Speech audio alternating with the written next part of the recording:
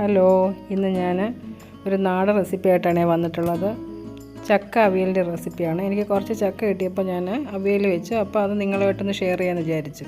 അപ്പോൾ അതിനായിട്ട് ഞാൻ ചക്ക പൊളിച്ചെടുത്ത് അതൊക്കെ നന്നായിട്ട് ഇറുത്തെടുത്ത് വൃത്തിയാക്കി വെച്ചിട്ടുണ്ട്, കഴുകി വൃത്തിയാക്കി വെച്ചിട്ടുണ്ട്. ഇതിൽ ചക്കക്കുരുവൊന്നും ചേർക്കുന്നില്ല. അപ്പോൾ അല്ലാതെ നമുക്ക് നന്നായിട്ട് ടേസ്റ്റായിട്ട് നമുക്ക് അവിയൽ വയ്ക്കാം. അപ്പോൾ നമുക്ക് വീട്ടിലോട്ട് പോകാമല്ലോ. ഞാനായിട്ടൊരു ചട്ടി അടുപ്പത്ത് വെച്ചിട്ട് അതിലോട്ട് നമ്മൾ അരിഞ്ഞ് വെച്ചിരിക്കുന്ന ചക്ക അതിലോട്ട് ഇട്ട് കൊടുത്തിട്ടുണ്ട്. ചക്ക എരിശ്ശേരിയൊക്കെ വെക്കാറുണ്ട്. ഇപ്പോൾ ഞാൻ അവിയലാണ് വെക്കുന്നത്. ഇനി അതിലേക്ക് നമുക്ക് കുറച്ച് വെള്ളം ഒഴിച്ചു, ഒരുപാട് വെള്ളമൊന്നും ഒഴിക്കരുത്. ഞാനിവിടെ ഒരു അരക്കപ്പ് വെള്ളമാണ് ഒഴിച്ചു കൊടുത്തിരിക്കുന്നത്. ഇനി ആവശ്യത്തിന് ഉപ്പ് കൂടെ ഇട്ട് കൊടുക്കണം.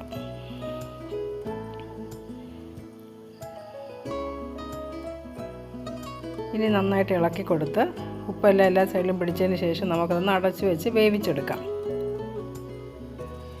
ഒരുപാട് വെള്ളം ഒഴിക്കേണ്ട ആവശ്യമില്ല.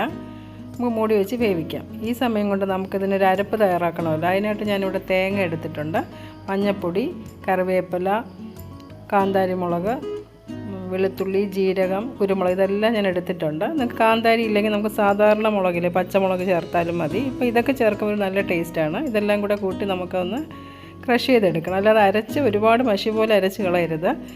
നമ്മളൊന്ന് ചതച്ചെടുത്താൽ മാത്രം മതി. അത് ഞാൻ ചതച്ചെടുത്ത് വന്നിട്ടുണ്ട്. ഇതുപോലെ വേണം നമ്മൾ ഇതെടുക്കാൻ. വെള്ളമൊന്നും ഒഴിച്ച് കളയരുത്. ഇനി നമ്മുടെ ചക്ക വെന്ത് കാണും. അത് നമുക്കൊന്ന് തുറന്ന് നോക്കാം. ഇനി അതിലേക്ക് നമ്മൾ അരച്ച് വെച്ചിരിക്കുന്ന അരപ്പ് അതിലോട്ട് ഇട്ട് കൊടുക്കാം. നന്നായിട്ട് ഒന്ന് മുകളിൽ നമുക്കിനി ഇളക്കമൊന്നും വേണ്ട. ഇപ്പോൾ നമുക്ക് മുകളിൽ അത് നിരത്തി കൊടുക്കാം. നമുക്ക് കുറച്ച് കറിവേപ്പില കൂടെ ഇട്ട് കൊടുത്ത് ഇനി കുറച്ച് വെളിച്ചെണ്ണ കൂടെ ഒഴിച്ച് കൊടുക്കാം. ഇതെല്ലാം ഒഴിച്ച് കൊടുക്കുമ്പോഴാണ്, വെളിച്ചെണ്ണയൊക്കെ ഒഴിക്കുമ്പോഴാണ് നല്ല ടേസ്റ്റാണ്. നിങ്ങളിത് ഇതുപോലെ ഒന്ന് ഉണ്ടാക്കി നോക്കണേ. ഇനി നന്നായിട്ട് അതൊന്ന് വെന്ത് വരണം. അരപ്പൊക്കെ നന്നായിട്ട് വെന്ത് വന്നിട്ടുണ്ട്. നമുക്കിനി ഒന്ന് ഇളക്കി കൊടുക്കാം. നമ്മുടെ ചക്കയൊക്കെ നന്നായിട്ട് വെന്ത് വന്നിട്ടുണ്ട്. നമ്മുടെ ചക്ക അവിയൽ റെഡി ആയിട്ടുണ്ട്. നിങ്ങൾ ഇതുപോലെ ഒന്ന് ഈ അരപ്പ് ഇതുപോലെ ഒന്ന് തയ്യാറാക്കി നോക്കും. നല്ല ടേസ്റ്റ് ആയിരിക്കും. ഇത് മീൻകറിയുടെ കൂടെയൊക്കെ കഴിക്കാൻ പറ്റിയ ഒരു പരുവത്തിലായിട്ടുണ്ട്. നിങ്ങളെല്ലാവരും ഇതൊന്ന് ട്രൈ ചെയ്ത് നോക്കിയിട്ട് ഒന്ന് കമൻറ്റ് ഇട്ടേക്കണേ. അപ്പം നമ്മുടെ ചക്ക അവിയൽ റെഡി ആയിട്ടുണ്ട്.